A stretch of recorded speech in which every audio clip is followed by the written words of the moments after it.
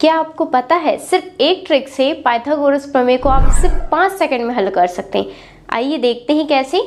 आज का सवाल है कर्ण 17 सेंटीमीटर, लंब 8 सेंटीमीटर, आधार आपको ज्ञात करना है। तो सबसे पहले मैं डायग्राम बना रही हूँ, देखिए इससे आपको क्लियर समझ में आएगा।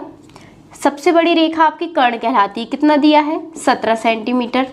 लंब, ये रेखा जो लंब है उसको लंब कहते हैं, क्या दी है 8 सेंटीमीटर। आधार आपको ज्ञात करना है। अब जो पाइथागोरस प्रमेय का सूत्र होता है, पाइथागोरस कहता है कि जो कर्ण का वर्ग होता है, सबसे बड़ी रेखा का वर्ग जो होता है, दोनों रेखाओं का प्लस होता है, मतलब कि लंब और आधार का वर्ग, इन दोनों का प्लस होता है। देखिए सूत्र भी याद हो गया सिर्फ बोलने से, है ना, कि ये जो लंबी रेखा का जो वर्ग होता है वो दोनों रेखाओं के वर्ग के योग के बराबर होता है। अभी देखिए कर्ण का वर्ग मतलब कि 17 सेंटीमीटर का वर्ग बराबर लंब का वर्ग, मतलब लंब क्या दिया है अपन को 8 का वर्ग। आधार नहीं पता, आधार को वैसे का वैसे ही लिखेंगे, आधार का वर्ग।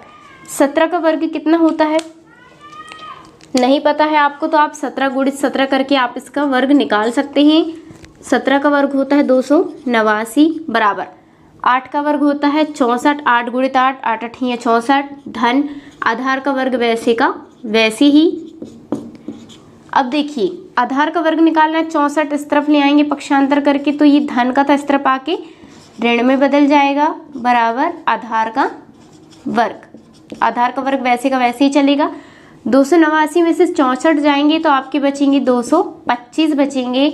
यहाँ पर आपका आ गया आधार का वर्ग। अब देखिए अपन को आधार बस निकालना है, आधार का वर्ग नहीं, वर्ग हटा रहे हैं तो कायम बदल जाएगा, सामने जो है वर्ग सामने जाके कर्ण में बदल जाएगा, कर्णी में, है ना। तो जो आपका 225 है वो काय का वर्ग होता है, तो 225 जो है वो आपका 15 का वर्ग होता है, 15 सेंटीमीटर। देखिए आपका आधार निकल के आ गया बहुत ही आसान तरीके से, सिर्फ एक सूत्र के माध्यम से।